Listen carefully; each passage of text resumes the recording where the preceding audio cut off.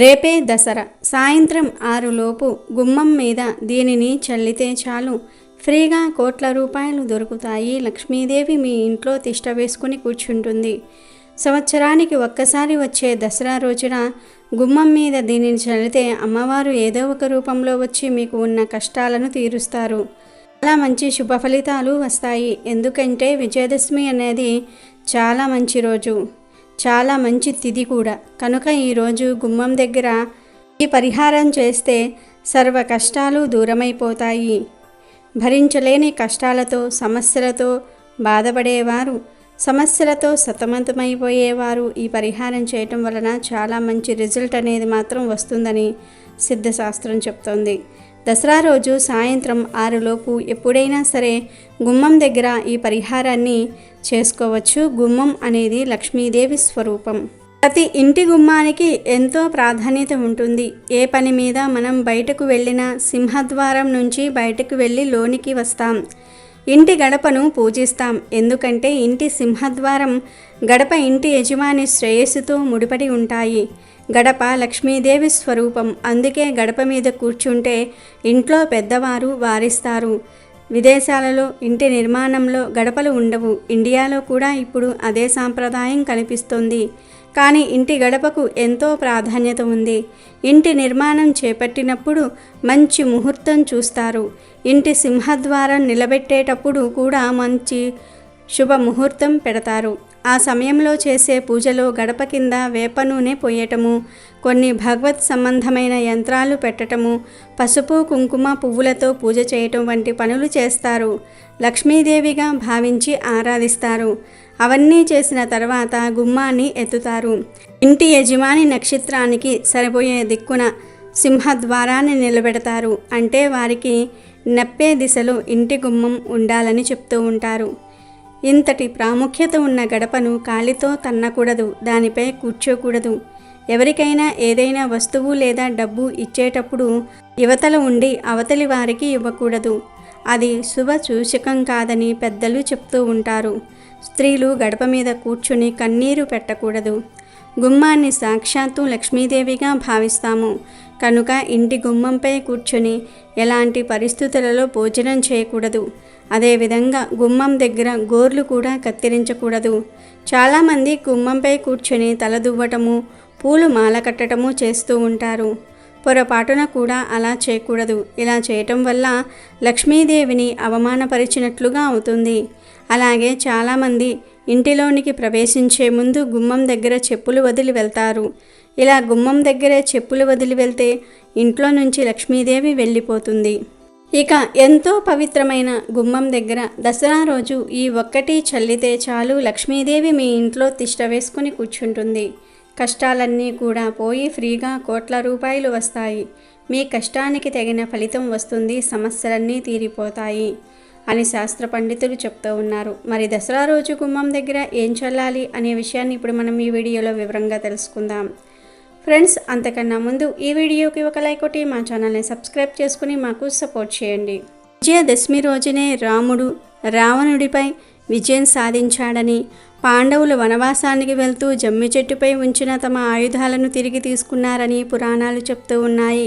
జగన్మాత అయిన దుర్గాదేవి మహిషాసురుడనే రాక్షసునితో 9 రాత్రులు యుద్ధం చేసి అతన్ని వధించి విజయం సాధించిందని, ఆ విజయానికి గుర్తుగా 10వ రోజు ప్రజలంతా సంతోషంతో పండుగ జరుపుకున్నారని పురాణవచనం. ఏటా ఆశ్వయుజ మాసంలోని శుక్లపక్షంలో దశమి తిథి నాడు సాయంత్రం సంధ్యా సమయంలో విజయ అనే పేరు గల ముహూర్తం సంభవిస్తుందని, అది సకలార్థ సాధకమని శాస్త్ర గ్రంథాలు చెప్తూ ఉన్నాయి. మంగళకరమైన ఆ సమయంలో శమీ వృక్షాన్ని అంటే జమ్మి చెట్టును పూజిస్తే జీవితంలో అన్ని విజయాలే కలుగుతాయని సాంప్రదాయం చెప్తోంది. శమీ వృక్షాన్ని ఎందుకు పూజించాలనే సందేహానికి శాస్త్ర గ్రంథాలు సమాధానం చెప్పాయి. జమ్మి చెట్టు పాపాలను దూరం చేస్తుంది, శత్రువులను తరిమి కొడుతుంది. పూర్వం త్రేతాయుగంలో రావణాసురుణ్ణి సంహరించే సమయంలో రాముడికి అద్వితీయ శక్తిని ప్రసాదించింది ఈ జమ్మి చెట్టే. ద్వాపరయుగంలో అర్జునుడికి దివ్యమైన ధనుర్బాణాలను ప్రసాదించి యుద్ధంలో విజయుణ్ణి చేసింది కూడా జమ్మి చెట్టే. ఇలా జమ్మి వృక్షం విజయాలకు కారణం కావటం వల్ల విజయదశమి గొప్ప పండుగగా రూపొందింది. పూర్వం రాజులు వర్షాకాలం ముగిసిన తర్వాత శరత్కాలం ప్రారంభంలో విజయయాత్రలు చేసేవారు. ఆ శుభముహూర్తమే విజయదశమి.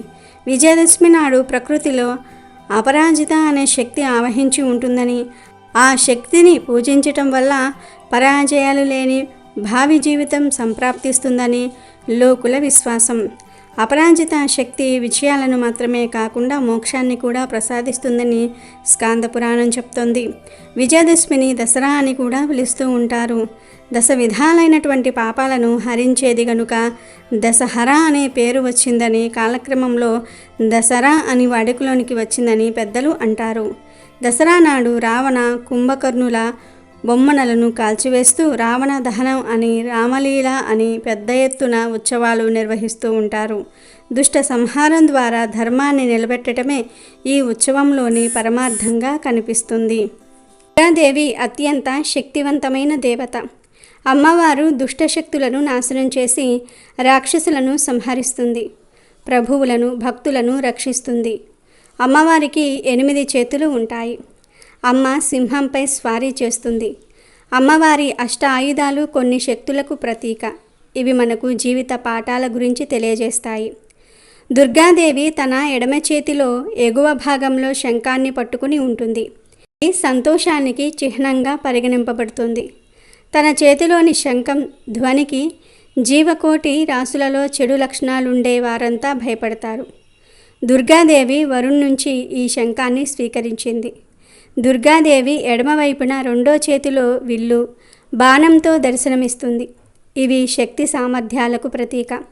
రాక్షసులతో పోరాడే సమయంలో ఆ తల్లి ఈ ఆయుధాలను ఉపయోగించిందని పురాణాల ద్వారా తెలుస్తుంది. దుర్గాదేవి ఈ ఆయుధాన్ని వాయుదేవుడి నుంచి పొందినట్లు పెద్దలు చెప్తూ ఉంటారు. దుర్గామాత ఎడమవైపున 3వ చేతిలో తామర పువ్వును పట్టుకుని దర్శనమిస్తుంది. ఈ పువ్వు త్యాగానికి చిహ్నం. అంటే మనం బాహ్య ప్రపంచంతో సంబంధం లేకుండా వాస్తవ ప్రపంచంలో జీవించాలి. బురదలో వికసించిన తామర పువ్వులాగా మనుషులందరూ కలిసిమెలిసి జీవించాలని, తమ గుణాలను పెంచుకోవాలని, మోహము, అత్యాశకు దూరంగా ఉండాలని చెప్తుంది. దుర్గామాత ఎడమవైపు ఉండే 4వ చేతిలో త్రిశూలాన్ని కలిగి ఉంటుంది. ఇది ఆ తల్లికి అత్యంత శక్తివంతమైన ఆయుధం. ఈ త్రిశూలంతోనే అమ్మవారు మహిషాసురుణ్ణి మట్టుపెట్టింది. ఈ త్రిశూలాన్ని శివయ్య అమ్మవారికి ఇచ్చాడు. దీన్ని ధైర్యానికి ప్రతీకగా భావిస్తారు. త్రిశూలంలోని 3 భాగాలు సత్వ, తమో, రజో అనే 3 లక్షణాల గురించి బోధిస్తుంది. దుర్గాదేవికి కుడివైపున 2వ చేతిలో ఖడ్గం ఉంటుంది. ఇది చెడు, అజ్ఞానాన్ని నిర్మూలిస్తుంది. వినాయకుడు ఈ ఖడ్గాన్ని దుర్గాదేవికి బహుమతిగా ఇచ్చినట్లు పురాణాల ద్వారా తెలుస్తోంది. దుర్గామాత కుడివైపున 3వ చేతిలో గదను కలిగి ఉంటుంది. దుర్గాదేవికి ఈ ఆయుధాన్ని యమధర్మరాజు ఇచ్చినట్లుగా చెప్తారు. ఈ ఆయుధాన్ని కళానందం అంటారు. ఇది బలము, విధేయత, ప్రేమ, భక్తికి ప్రతీకగా భావిస్తారు. దుర్గాదేవి కుడి చేతిలో చూపుడు వేలిపై సుదర్శన చక్రంతో దర్శనమిస్తుంది.